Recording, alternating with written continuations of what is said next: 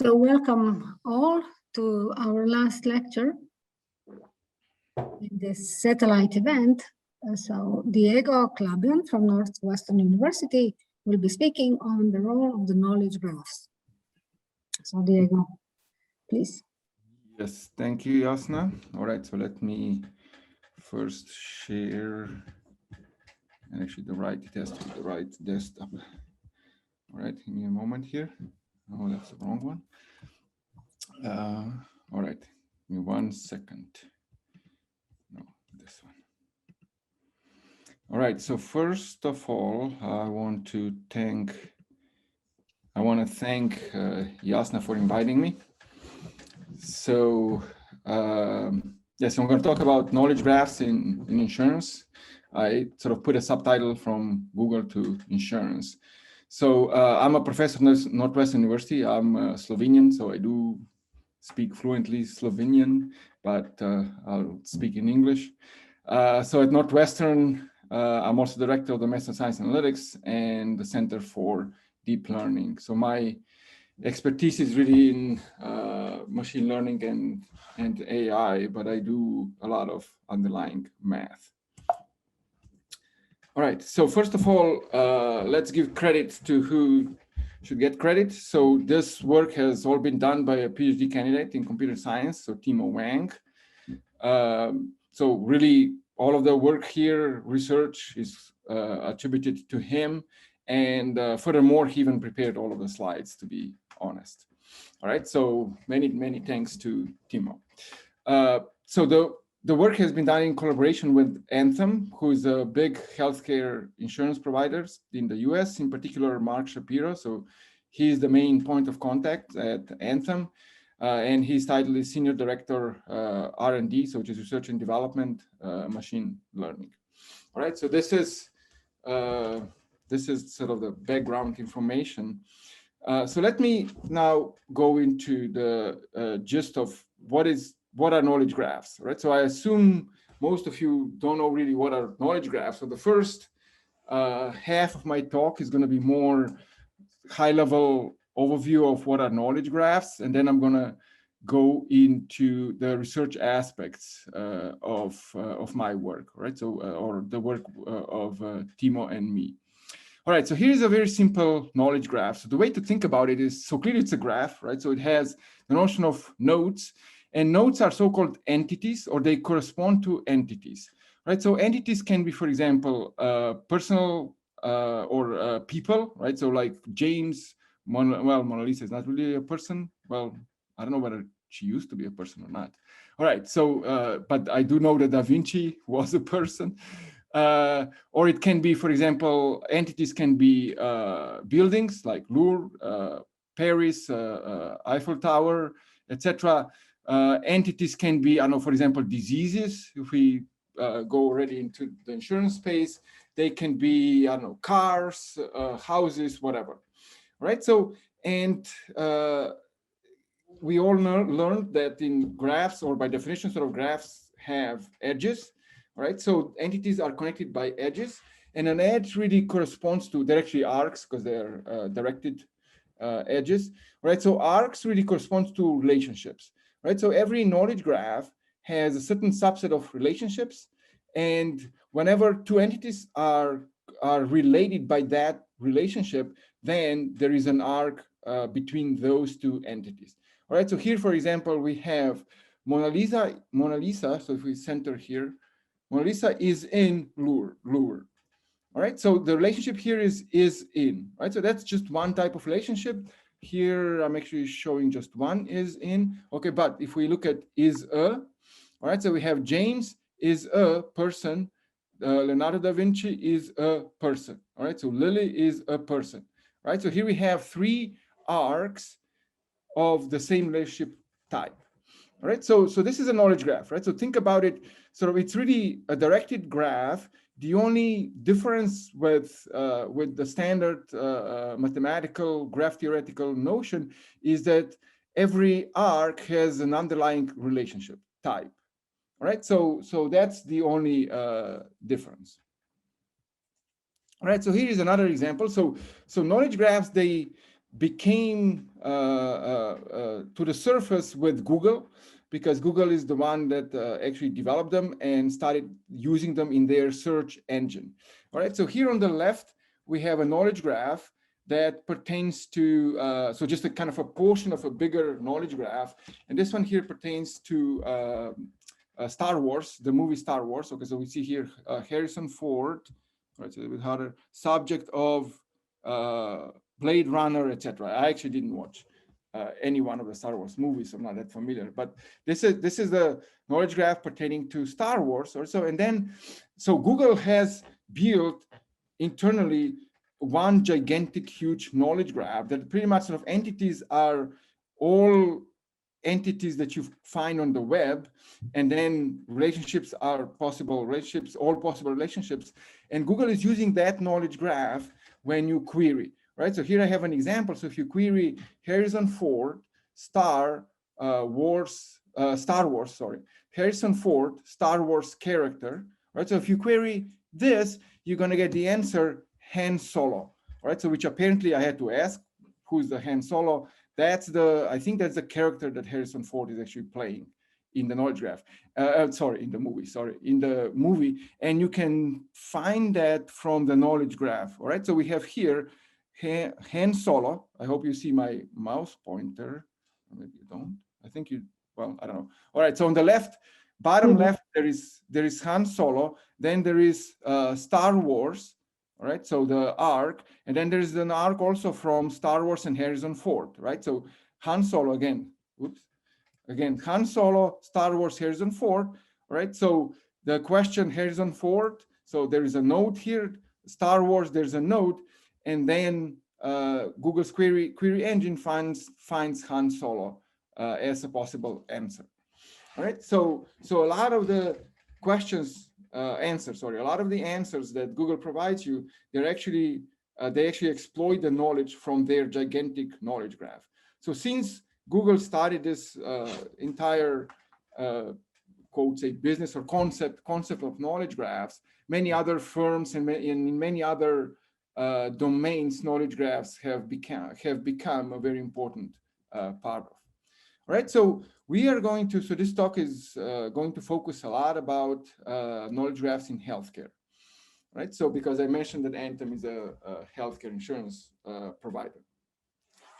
So our initial starting point is something is a knowledge graph that's called semrep.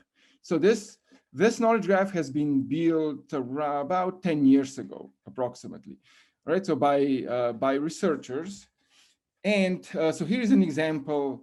Here's an example of what is in semrep, right? So for example, if we have a sentence in some text, all right, so we used, and I'm not familiar with these terms, right, because I'm clearly not a physician, we used hemofiltration to treat a patient with dioxin overdose that was complicated by refactoring hyperkalemia. All right, so then from this particular sentence, we can extract the following knowledge, so which you see here at the bottom. I'm not going to read it, right? So the first is an entity, the third one is an entity, and what is in between are relationships or relationship types. All right, so treats, for example, is one relationship type here. Process of is another relationship type, and complication or complicates is another relationship type, right? So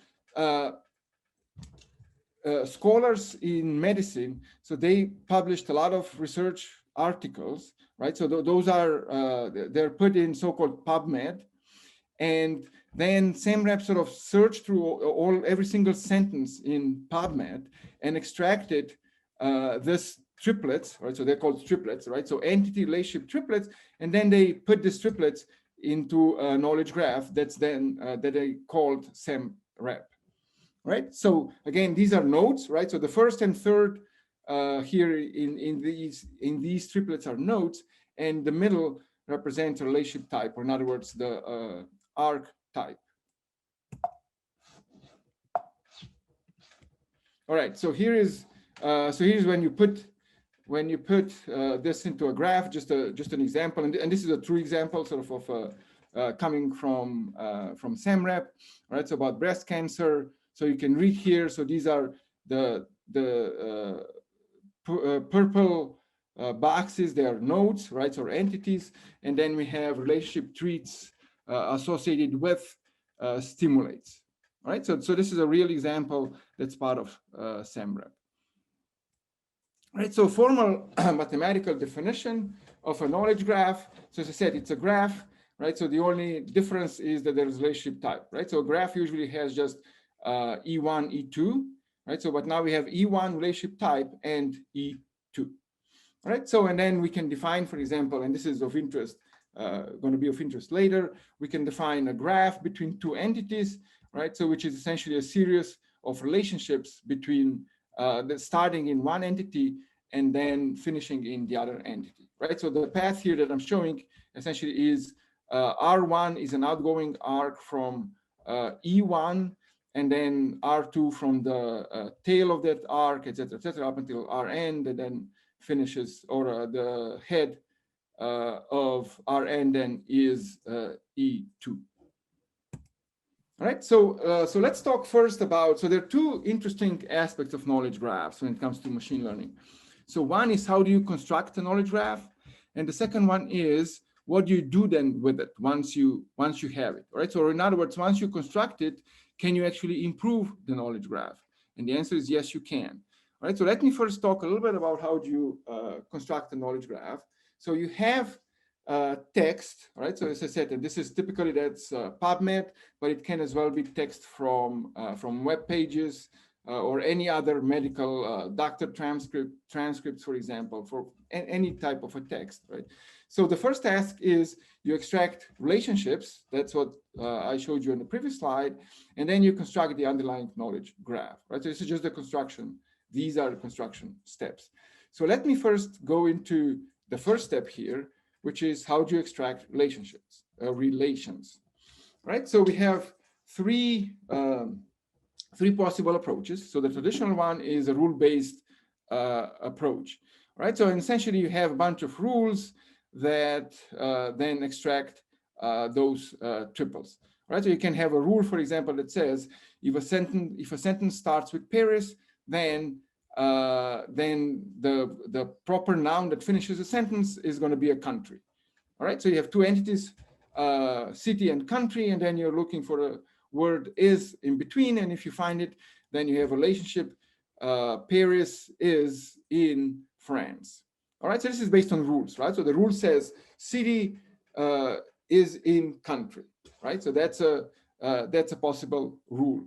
Right, so then rules are also based on so-called part of speech tags. So NNP here stands for proper noun, VB is a verb, IN, I don't even know what it stands for. All right, so but you can use this designations into part of speech tags to also infer the rules. So rules have problems, right? So, and I'm going to discuss pros and cons of all these approaches on the next slide, right? So the next approach is supervised, and this is what's going to be the focus on of my talk, or what is one of the focuses of my talk. So a supervised approach is you have sentences and the underlying triplets that are usually given or validated by a human. All right, so you really have what I showed you here, right? So you have sentence, right? You have sentence and then a bunch of triplets, right? So then you can build a standard machine learning classification type problem that sort of you have a new triple, and then it's essentially you're predicting, is that triple a valid triple or not? All right, so and a good model there is HGCN that I'm going to go into details in a few minutes. All right, so and then the last approach is so-called unsupervised learning, so which is not rule-based, but you don't need to have triples. So you have your text, but you don't have triples. You have some sort of high-level rules, but it's mostly in an unsupervised learning approach. You start with some basic rules, and then your algorithms automatically extract other new rules. right? So here are some pros and cons, and I'm not going to go into details. So the rule-based approach is known to have very low recall, which essentially means what you're going to extract is correct, but you're going to be missing extractions, right? So, and I like to call this, so I'm not sure if you're familiar with the term whack-a-mole. So a mole is, okay, let me tell you in Slovenian, that's krt. So whack-a-mole is in a garden, right? So moles come up and destroys a piece of garden, and then you smack it with a hammer, or whatever. You don't smack it with a hammer, but let's say with a shovel, right? So, and then, but the same mole then pops up somewhere else, right? So you smack it again, and then pops up somewhere else, smack it again, right? So this is rule-based because so your rules extract some triples, and then you examine, you meaning human, examines the missing triples, and you find out, oh, this triple here has not been extracted. All right, so bang, you put a new rule that captures that triple. All right, so you rerun it, you get a new set of rules, and then again you find a new rule that's not captured, a new triple, sorry. You find a new triple that's not captured. Again, you put in a new, you add a new rule, etc. You continue, right? So it's really like a whack-a-mole game. All right, so supervised, the pros there are, so you have to have essentially labeled data, right? So that's the biggest problem, and there are not that many labeled data out there, right? So meaning sentences together with correctly extracted triples, right? So so that's a cons. The pros is that they're relatively accurate as long as you have enough data, and then unsupervised sort of has both pros and cons from both of them, right? So because unsupervised is kind of a mixture between rule-based and supervised. All right, so here's a supervised approach that we use in our work, and this is not a model that we developed, right? So we are borrowing this model here. All right, so I'm going to give you. So I'm not sure how much you know about natural language processing, right? So, but let me give you kind of a primer on certain aspects of natural language processing. So there is an area called dependency parsing in NLP, which essentially takes a sentence and it constructs relationships of the words in that particular sentence. All right. So here you have an example. The deletion mutation on exon 19 of, and it's a healthcare sentence, of some acronym sort of gene was present in 16 patients that are done, right? So, and here you see, for example, an arc here corresponds to present relates to mutation, all right? So, and then mutation refers to the and to deletion, etc. Right? So you can construct a graph that captures relationship among the words in some sentence, right? So given such a graph, right, so you start with the sentence. So I'm now describing the so-called HGCN model, which is a supervised classification type model to extract triples from a sentence, right? So your input is a sentence, right? So you construct this graph, the dependency graph from the sentence, right? So you construct an adjacency matrix of that graph. That's what you see here, right? So the 1, 1, 0, 0, 1, 1, 1, 0, etc. So this is a dependency graph of this sentence here, all right? Sorry, of this graph here, all right? So and then, in essence, the next clever step of the algorithm is how do you assign weights to those arcs in the graph, right? So because some relationship between the words are more important than other. So you want to put high weight to those that are important and lower weight to those that are not important, right? So, and humans sort of coming up with those weights that would not quite make sense, or in other words, it would be like monkey shooting darts. So it would be just a guessing game, right? So for those of you that are very familiar with machine learning, what it sort of naturally leads to is, well, let's have trainable weights to the arcs, right? So, and the idea here is instead of having just one set of weights, right? So, and having a set of weights here essentially means multiplying the adjacency matrix with a trainable weight matrix W, for example, right? So AW then, for example, gives you a matrix. So W, you can interpret the numbers in W as being weights on arcs, and then when you multiply the adjacency matrix against any matrix, sort of, you can interpret the result as weighted graph. All right, so HGCN, it's not using just one matrix. It's actually, and this is sort of standard, relatively standard trick in machine learning. It's not using just one matrix, it's using actually several matrices, and that's what is depicted here, right? So we have matrices A1 through A capital N. All right, so each matrix yields a different weighted complete graph. So it doesn't actually have to be complete, all right? So, but each matrix leads to a different weighted graph that I'm depicting them here, right? So, and then this is so-called attention guided layers, right? So steps. So how do you go from one adjacency matrix to several weighted graphs, and then those weighted graphs then are essentially concatenated together. So the adjacency matrices, not adjacency, the weight matrices of the graphs then are concatenated together, and then that concatenation goes through a few dense layers, which means that they are further multiplied by matrices, by larger matrices, and then the predictions are made from the resulting vectors. All right, so the math is here. So on this particular slide here. So and essentially, how do you calculate the weight matrices? You calculate them recursively.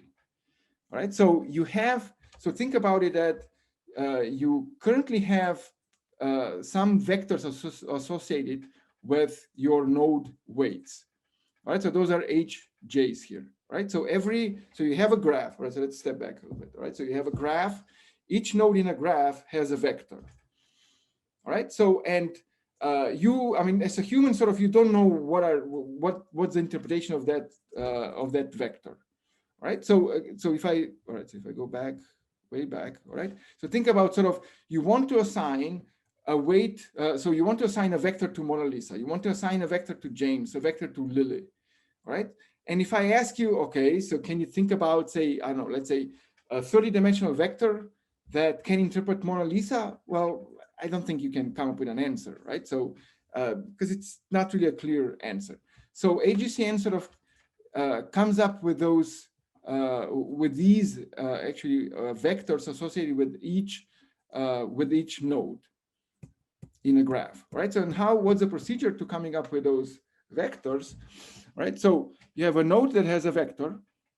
You multiply it with this weight matrix W. So that was here on the previous slide. So this is W, right? So, and then you multiply everything with the adjacency matrix A, right? So let's look at a slightly different perspective. So I here is a node, all right? So J here, we are summing over all adjacent nodes in a graph, right? So you're summing over all adjacent nodes in the graph. So you take the adjacency matrix and you multiply it by a weight matrix. So that's A times W. That gives you a matrix, right? So this corresponds to AW, corresponds to this weighted graphs here. All right, so I hope you see my mouse. All right, so that's that weighted graph, right? And so for each weighted graph, then I shouldn't say for each weighted matrix, right? So then you multiply that matrix with a node, so-called with a node vector. Node vectors are called node embeddings.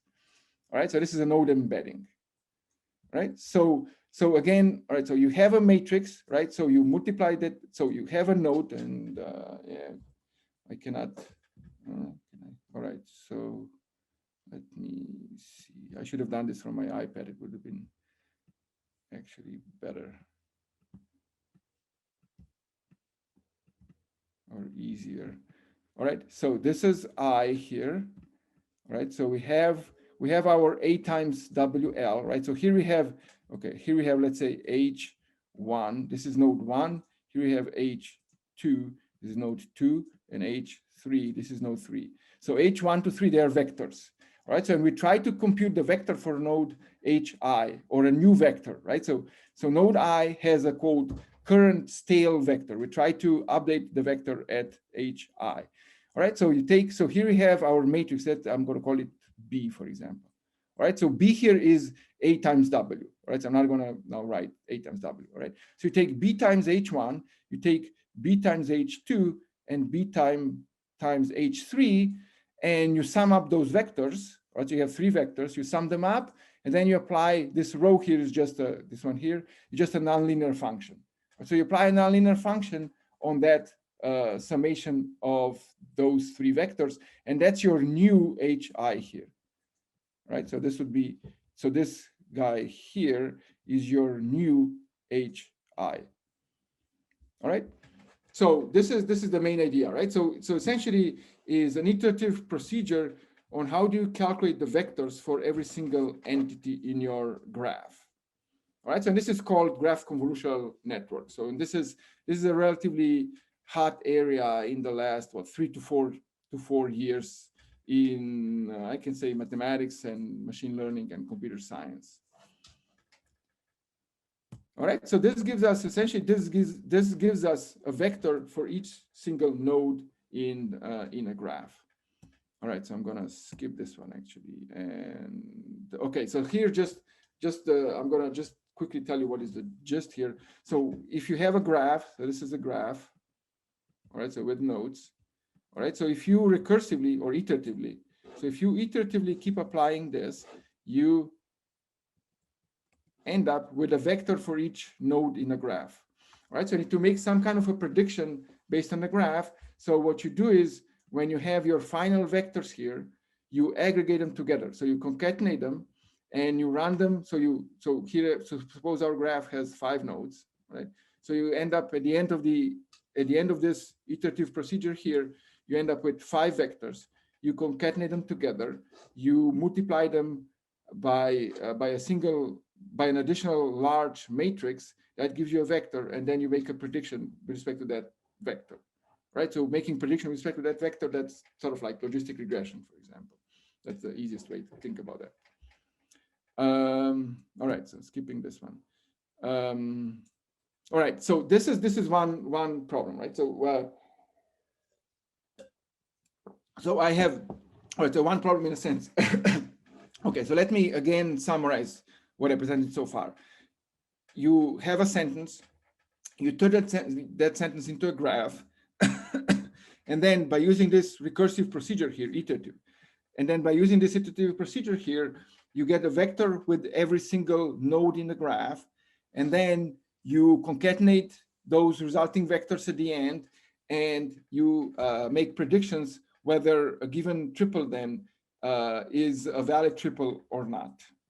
All right, so this model then tells you probabilities, or gives you probabilities of a variety of triples, whether they are true relations in your knowledge graph or not, right? Or in the sentence, I shouldn't say knowledge graph, but in the sentence, right? So the next problem in knowledge graphs, so this is how you construct knowledge graphs, right? So you use, for example, HGCN, you extract triples, and then you turn them into a graph, right? So the next problem is in knowledge graphs is the so-called inference problem. And the inference problem is once you construct your triples or your knowledge graph, there can be missing links. Just because your text, for example, didn't capture all of them, or there might be actually relationships that are hidden in the text. All right. So, for example, if we have text manganese causes Parkinson's disease, all right, so we can extract. So with a triple extraction model like HGCN, we extract this triple, and then we also extract Parkinson's disease causes neuron death. Right. So, and my examples are going to be in Parkinson's disease because that's what we are focusing with Anton on. All right. So suppose you extract these 2 triples, but you can also sort of human logic, right? So it tells you that you also have a triple that says magnesium causes neuron death, right? So you just follow the transitive property, right? So if you follow the transitive property, you get the triple below, right? But your text might not necessarily have directly this triple magnesium causes neuron death, right? So you need additional machinery that's going to take the knowledge graph that you extracted from your text, and it's going to quote complete it, right? So it's going to augment it with additional triples. That's the so-called inference problem. All right. So, and in the inference problem, essentially, it's kind of similar to the previous HGCN problem, or the approach is similar.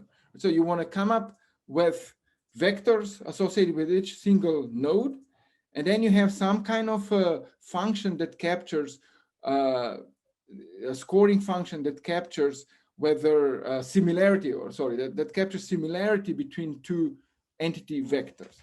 Right? So because those two entity vectors in your knowledge graph that have similar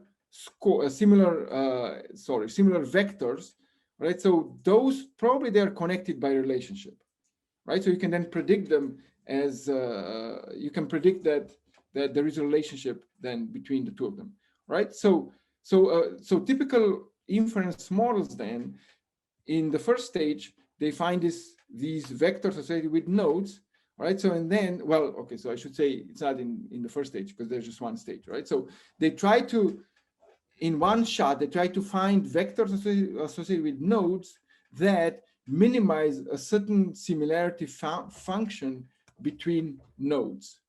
All right, so and here is here's one possible model, so-called trans E. All right, so that as an objective function, it finds the embedding of nodes. All right, so but also embedding of relationships. All right, so and what they're trying to do is they're trying to minimize the so they look at the vector ES plus R and then subtract the other vector in a triple, and they're trying to make these two vectors here, this one and this one, as similar to each other as possible. All right, so let's see. So, all right, so we have S, we have an arc here. This arc corresponds to relationship R. All right, so and then we have here E naught. All right, so this is all right. This is all right. So we have vector E naught here. We have vector R here, right, corresponding to the arc. And then we have actually vector ES. All right, so corresponding to the tail of the arc. All right, so what we are trying to do is this vector here plus this vector here, they should be as close as possible to this vector here. All right, so in other words, the task is, how do you find ES and E naught and R such that this here plus this here minus this here is going to be as close as possible. All right. Now, clearly, you cannot do this in isolation for every single arc, because this is a network, right? So here you might have another arc, right? So and that gives you another expression here. So finding a good set of embeddings, it's not trivial.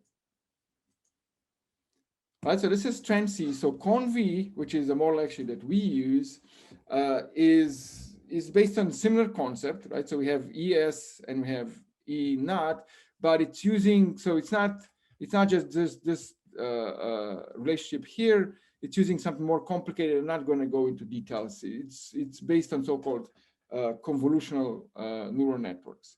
All right, so just it captures this relationship here. So ES and E naught and R, all right? So it captures the similarity. So it captures the similarity between these three vectors. So these are all vectors in a different way, all right? So you have here the expression. I'm not going to go into details. What is this, all right? So what exactly, or the details of the actual expression. All right, skipping this. Okay, so how do we measure the quality of an inference algorithm, right? So again, okay, so just to make sure we understand each other, right? So the construction problem is, given a bunch of text, construct the graph, all right? So the inference problem is, given this graph here, all right, so okay, so here's a good example, okay, and now I just come up with it, all right? So given this graph here, right? So our text might not have a sentence saying Mona Lisa actually is in Paris, right? So the Mona Lisa picture is in Paris, right? But the inference problem should infer this relationship here. All right, so and this relationship here is in.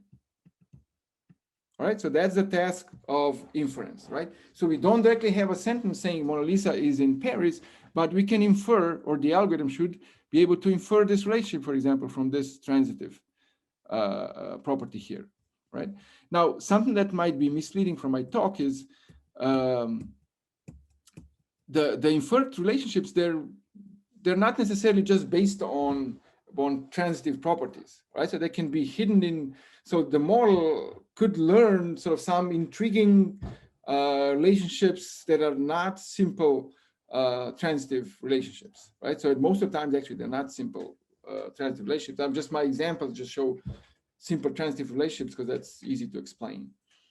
All right, so just so to give you a sense, how do we measure the performance of an inference algorithm, right? So because an inference model or algorithm can recommend a certain missing arc in your knowledge graph, but that particular arc sort of should actually not be there, right? So the model might be wrong, right? So how do we measure the quality of algorithms? Well, so there are a few measures. So let me just focus on this one here, or let me explain this one here. So you have a node, right? So then you have a bunch of other nodes here, right? So some of them are connected to this node, some of them are not, all right? So I'm going to deliberately, for example, skip those two, all right? So these two here are not connected, all right? So dashed line here means not an arc in our graph, all right? So an inference model ranks these four nodes based on the score, right? So ranking in terms of, or think about in terms of probabilities, right? So it gives, okay, so let me denote nodes here, 1, 2, 3, 4, all right? So this probability, what's the probability that a given arc is in a knowledge graph, right? So it can, so our model sort of can give, for example, 1, 2, 3, 4, all right? So it can give, let's see, to 1.8, right? So to 2, it can give 0.1, to 3, all right, I now have to think a little bit, so I'll put to 0.4, think sort of to make my point, all right? 0.7, and 3 gets, let's say, 0.4. All right, so the algorithm put the highest probability to 1, and 1 is in our graph, which is good, right? But then it gave high probability, 0.7, to node 4, which is actually not in our graph, right? So this is, quote, so not so good, right? So the algorithm might actually be correct, all right? So this here should be in the graph, right? But we don't know yet. I mean, when we are trying to measure the quality of predictions, we don't know that yet, right? So and then we have node 3, which is 0.4, which is something that we like, all right? So and then this one is not in the graph, so we want low numbers as well, right? So for those that are not in the network, we want low numbers. For those that are in the network, we want high numbers or high probabilities, right? So because we want to match our facts. Right, so this MRR essentially calculates the ranks. Right? So if we order here, if we order based on probabilities, so we get 1, 4, 1, 4, 3, 2. All right. So and which ones are in the graph? So we have in the graph we have 1, which is at position 1, and we have 3, which is at position 3.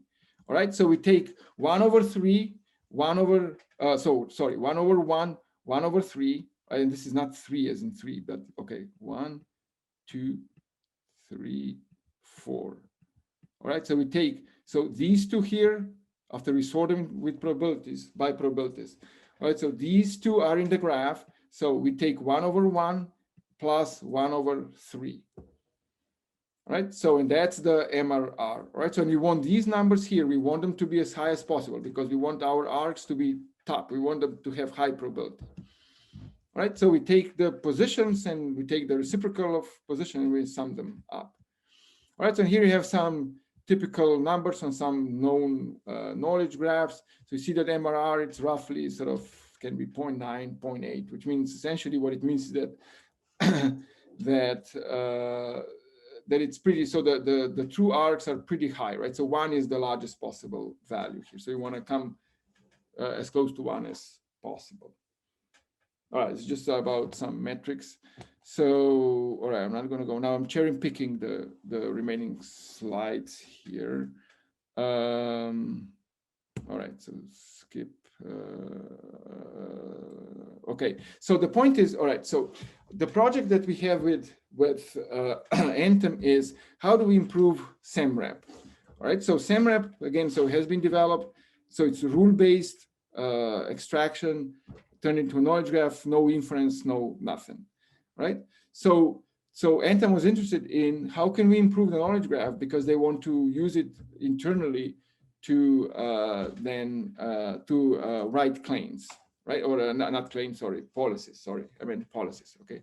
To write policies and their internal experts, or they want to use this additional knowledge built on top of semrep, right? So semrep has quite a few facts that are part of semrep that are actually incorrect, right? So this is, we examined that together with Anthem's subject matter experts, and also has many triplets that are actually not extracted, that are not part of semrep, right? So and these are some of the examples, so you can read those that are not being extracted. All right, so in other words, there's room for improvement. So our idea is, let's actually combine both relationship extraction and inference, right? So people do this as 2 independent stages. So they first extract relationships, they build a knowledge graph, and then they run inference, right? So which means that they try to deduct, not deduct, but deduce sort of the missing arcs. All right, so our idea is, well, let's combine the 2 together, because after all, at the end of the day, sort of there is an interaction between the 2. All right, so and essentially the way we combine them together is, so we first extract, so we get probabilities for extracting triples, and then we use those probabilities in the actual inference model, which in this case is conv, right? So and then conv gives additional high probability triples that then we use, that we feed back into our triplet extraction model, right? So think about sort of, we have a feedback loop between triplet extraction and inference, right? So let me skip this. Okay, so maybe no, actually I want to cover this, right? So in essence, okay, so this is a mathematical formulation, okay, that we have developed an algorithm for solving, right? So in essence, what this says essentially is, all right, so we have the probability, so Q here is of a triplet, right? So this is probability of a triplet given by our inference model. All right, so inference models, all right, so so for those of you that are not familiar with machine learning, or where is this coming from, all right, so you have the typical objective function in machine learning is ground truth times log of the probability, log of probability. All right, so you have ground truth times log of probability. So this is typical machine learning objective function. And that's exactly what we are trying to do here, except that instead of the ground truth, right, so we are using the probabilities from the other model. All right, so we take here the inference probability given by the inference, so probability of a triple. All right, so this here represents a triple. These are model parameters, right? So we have here probability of a triple. We take the log, which is standard, right? So which comes from here, right? So, and then instead of the ground truth, we use the probability that's coming out of the actual relationship model, right? So, and then we have the other term that does just the opposite, right? So it takes the probability of the relationship model and it multiplies it by the probability of the inference model. All right, so in essence, the idea is actually relatively simple. So we want to integrate the 2 together because there is an interaction between the 2 of them. And the way we integrate them together is we take we, instead of using ground truth, we actually use the probabilities of the other model as ground truth to the second model, right? So, and the other way around, right? So in other words, sort of we have, yeah, all right. So we have, okay. So again, so we have two models, right? So one model gives probabilities. The other model. So okay. So each model gives probabilities, all right? So but each one is using probabilities of the other one to adjust its own probabilities, right? This is what this here says, right? And we use an optimization algorithm here. Okay, so what we do is, so we have two sets of parameters. So one corresponds to inference, the other one corresponds to relationship extraction. And in essence, the algorithm is we do a few iterations of adjusting one set of parameters, and then we switch to adjusting the other set of parameters, and then we iterate this a few iterations, right? So this is what is shown here in the algorithm, all right? So I'm wrapping it up here. All right, so there's several other caveats that I'll skip here. All right, so I'm skipping this.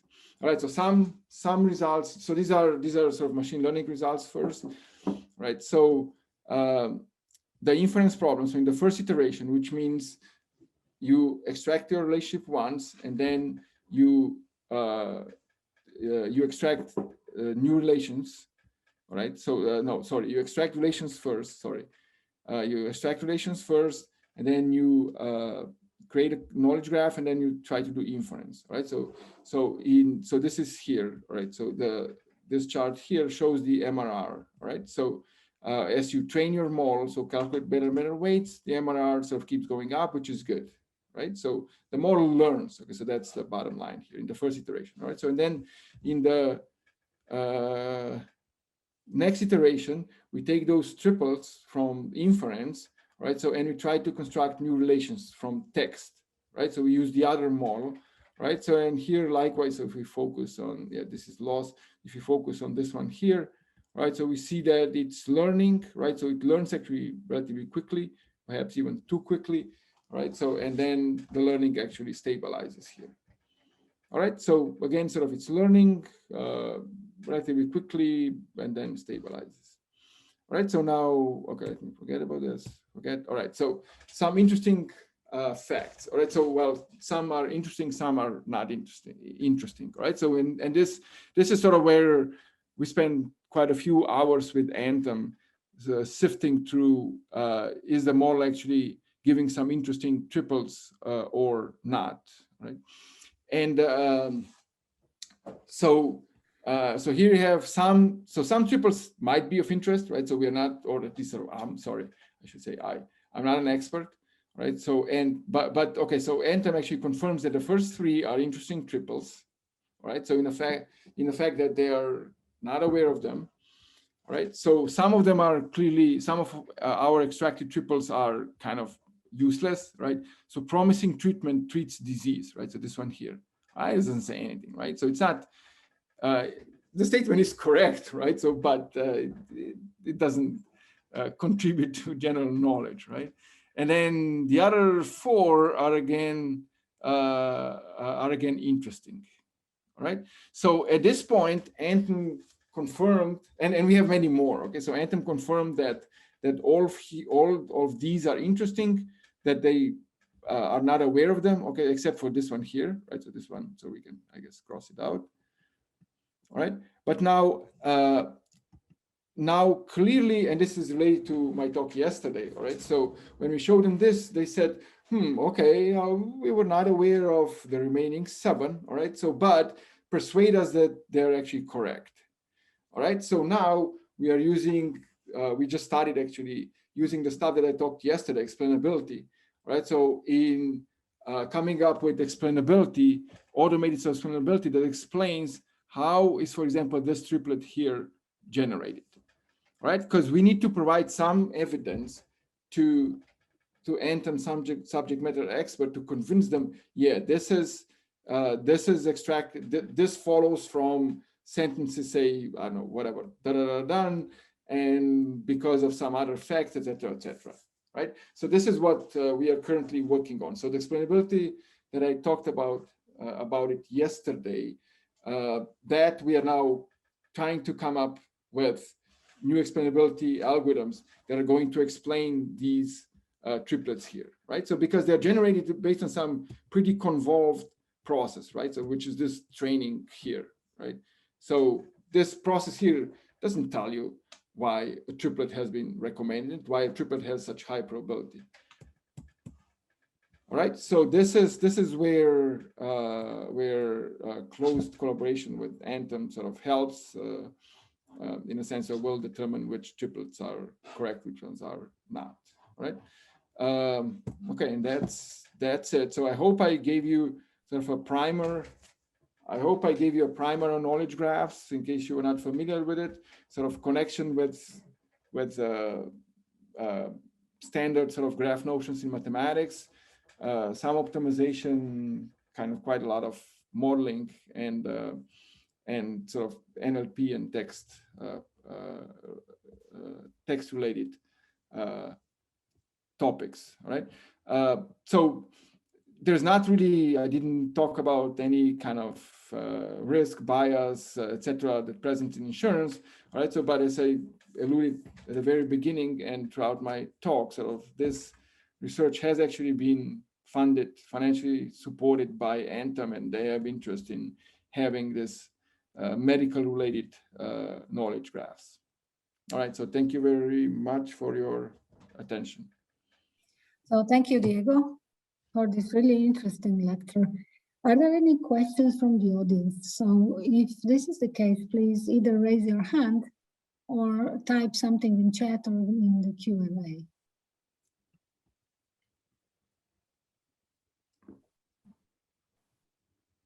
So in the meantime, I have a question, but it's not really related to exactly the idea of constructing the graphs, but it came to my mind that once you're given the text, what is the size of the knowledge graph?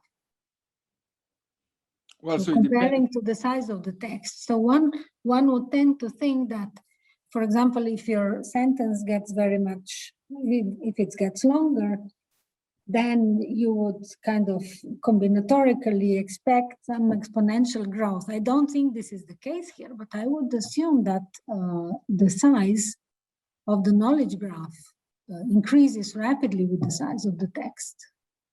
Yes, actually it does. All right. So, well, so the Google's one is definitely gigantic. I don't know the numbers, okay? But here you have statistics of this PubMed. All right. So it's extracted, or it's using, not exactly, it's using 36 million sentences. Yeah. And I skipped this slide, all right? So, so it's using 36 million sentences. The graph itself has 12 million, so this means essentially it has 12 million arcs. Arcs. Mm-hmm. Yes, yeah. 12 million arcs, all right? So, and it has 58 different relationship types. Right, so remember each arc, right? So has an underlying relationship type, right? So causes, what did I use before? Causes, treats, right? Mm-hmm.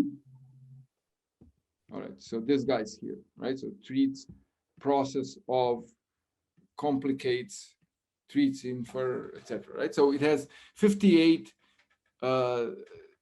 different relationship types and 12 million arcs. I don't list here how many nodes does it have. So I don't know the number of nodes, which is the number of quote entities. I don't know that. I don't have that number, in other words. Yeah. But, well, one would expect that it is going to be significantly bigger than your initial data. Well, okay, so one thing you have to keep in mind, or so, all right, so 12 million is not a low number, okay, yeah, but the number of sentences, it's much larger, right? But you have to keep in mind that there are actually quite a few missing relationships,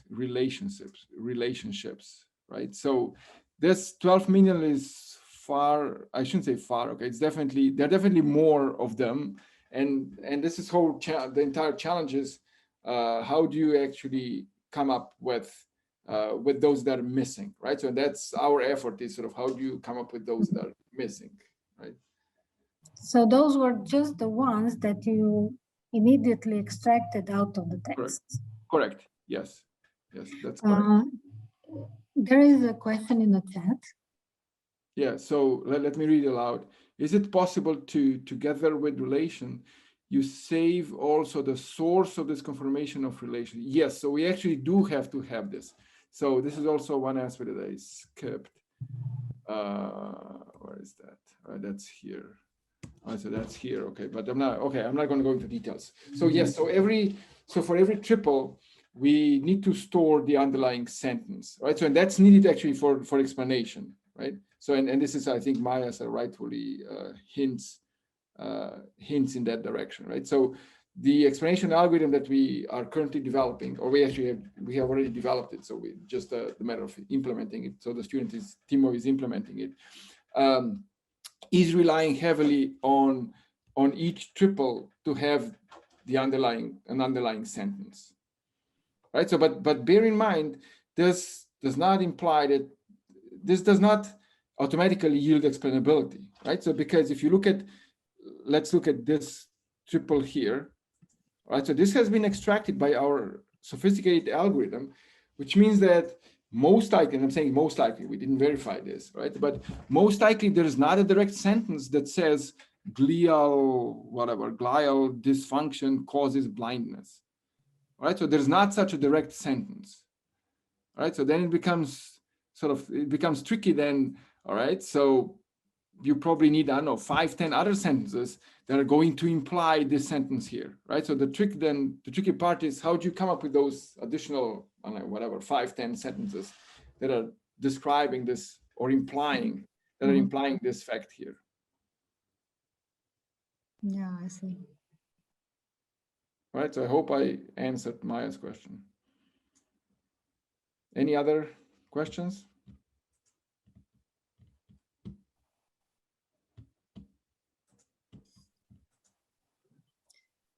All right. Again, Jasna, thank you very much for inviting me. Thank you, Diego. I regret for not being in Portrush in person. Yeah, so am I. It would be nice to see you. So thank you, Diego, again for this really interesting lecture, which helps expanding our knowledge graphs in our heads with the new knowledge. So with this last lecture, we conclude our satellite event. So I thank you all for joining us, and I hope you will use the knowledge you have gained today in your work. So thank you very much.